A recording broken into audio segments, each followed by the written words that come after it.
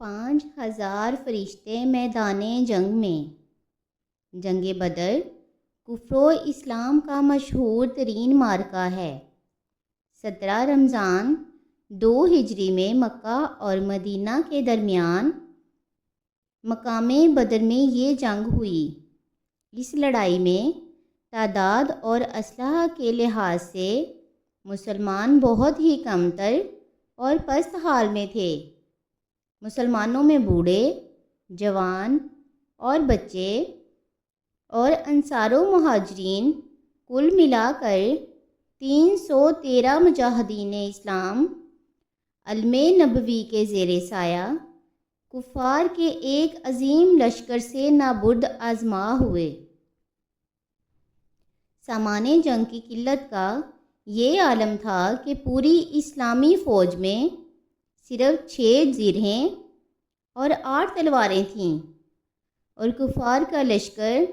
تقریباً 1000 نہایت ہی جنگجو بہادروں پر مشتمل تھا، اور ان بہادروں کے ساتھ 100 بہترین گھوڑے، 700 اونٹ اور قسم قسم کے مہلک ہتھیار تھے۔ اس جنگ میں مسلمانوں کی گھبراہٹ اور بے چینی ایک قدرتی بات تھی۔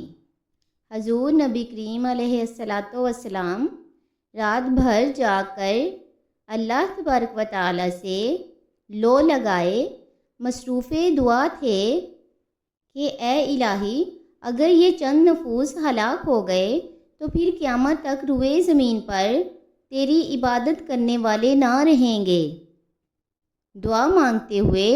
آپ علیہ السلام کی چادر مبارکہ دوش انور سے زمین پر گر پڑی، اور آپ علیہ السلام پر رکت طاری ہو گئی، یہاں تک کہ آنسو جاری ہو گئے۔ حضرت ابوبکر صدیق رضی اللہ تعالیٰ عنہ آپ علیہ السلام کے یار غار تھے۔ آپ صلی اللہ علیہ وآلہ وسلم کو اس طرح بے قرار دیکھ کر ان کے دل کا سکون و قرار چاہتا رہا۔ انہوں نے چادر مبارک کو اٹھا کر آپ علیہ السلام کے مقدس کندھے پر ڈال دیا، اور آپ صلی اللہ علیہ وآلہ وسلم کا دستے مبارک تھام کر بھری ہوئی آواز میں بڑے ادب کے ساتھ عرض کیا کہ حضور اب بس کیجئے، اللہ تعالیٰ ضرور اپنا وعدہ پورا فرمائے گا۔ اپنے یار غار صدیق جانثار کی گزارش مان کر آپ علیہ السلام نے دعا ختم کر دی، اور نہایت اطمینان کے ساتھ پیغمبرانہ لہجے میں یہ فرمایا کہ عنقریب کفار کی فوج شکست دے دی جائے گی اور وہ پیٹ پھیر کر بھاگ جائیں گے۔ صبح کو نبی کریم علیہ السلام نے آیات جہاد کی تلاوت فرما کر ایسا ولولہ انگیز واز فرمایا کہ مجاہدین کی رگوں میں خون کا قطرہ قطرہ جوش و خروش کا سمندر بن کر طوفانی موجیں مارنے لگا، اور آپ علیہ السلام نے یہ بشارت دی کہ اگر صبر کے ساتھ تم مجاہدین میدان جنگ میں ڈٹے رہے تو اللہ تعالیٰ تمہاری مدد کے لیے آسمان سے فرشتوں کی فوج بھیج دے گا۔ چنانچہ 5000 فرشتوں کی فوج میدان جنگ میں اتر پڑی، اور دم زدن میں میدان جنگ کا نقشہ ہی بدل گیا۔ حضرت علی رضی اللہ تعالیٰ عنہ مہاجرین کا جھنڈا لہرا رہے تھے، اور حضرت سعد بن عباد رضی اللہ تعالیٰ عنہ انصار کے علمبردار تھے۔ کفار کے 70 آدمی قتل ہو گئے اور 70 گرفتار ہوئے، باقی اپنا سارا سامان چھوڑ کر فرار ہو گئے۔ کفار کے مقتولین میں قریش کے بڑے بڑے نامور سردار جو کہ بہادری اور سپاہ گری میں یکتائے روزگار تھے، ایک ایک کر کے سب موت کے گھاٹ اتار دیے گئے، یہاں تک کہ کفار قریش کی لشکری طاقت ہی فنا ہو گئی۔ مسلمانوں میں کل 14 خوش نصیبوں کو شہادت کا شرف ملا، جن میں 6 مہاجر اور 8 انصار تھے، اور مسلمانوں کو بے شمار مال غنیمت ملا جو کفار چھوڑ کر فرار ہو گئے تھے۔ اللہ تبارک و تعالیٰ نے جنگ بدر اور فرشتوں کی فوج کا تذکرہ قرآن مجید میں ان لفظوں کے ساتھ فرمایا کہ ترجمہ، اور بے شک اللہ تعالیٰ نے بدر میں تمہاری مدد کی جبکہ تم بالکل بے سر و سامان تھے، تو اللہ سے ڈرو تاکہ تم شکر گزار بنو۔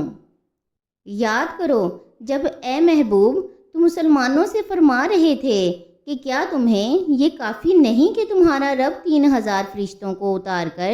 تمہاری مدد فرمائے گا؟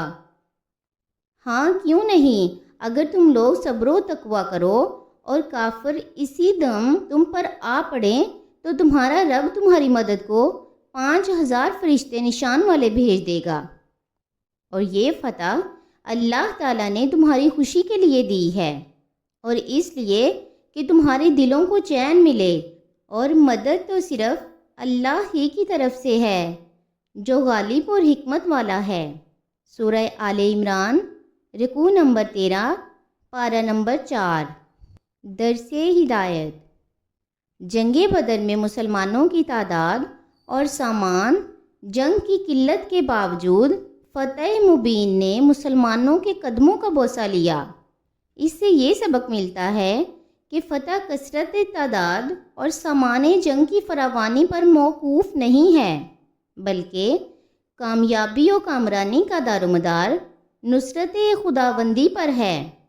کہ جب اللہ تعالیٰ چاہتا ہے تو فرشتوں کی فوج آسمان سے میدان جنگ میں اتار کر مسلمانوں کی امداد و نصرت فرما دیتا ہے، اور مسلمان قلت تعداد اور سامان جنگ نہ ہونے کے باوجود بھی کفار کے لشکر کے مقابلے میں فتح یاب ہوئے اور انہیں فناہ کے گھاٹ اتار دیا۔ مگر اللہ تعالیٰ نے اس کے لیے 2 شرطیں رکھی ہیں، ایک صبر، دوسرے تقوی۔ اگر مسلمان صبر و تقوی کے دامن کو تھامے ہوئے اللہ تبارک و تعالیٰ کی مدد پر بھروسہ کر کے جنگ میں اتر جائیں تو انشاءاللہ اللہ تبارک و تعالیٰ ہمیشہ اور ہر محاذ پر فتح مبین مسلمانوں کے قدم چومے گی۔ ضرورت صرف یہ ہے کہ مسلمان صبر و تقوی کے ہتھیاروں سے لیس ہو کر خدا کی مدد کا بھروسہ کر کے کفار کے حملوں کا مقابلہ کرنے کے لیے میدان جنگ میں استقامت کے پہاڑ بن کر کھڑے رہیں، اور ہرگز تعداد کی کمی اور سامان جنگ کی قلت و کثرت کی پرواہ نہ کریں،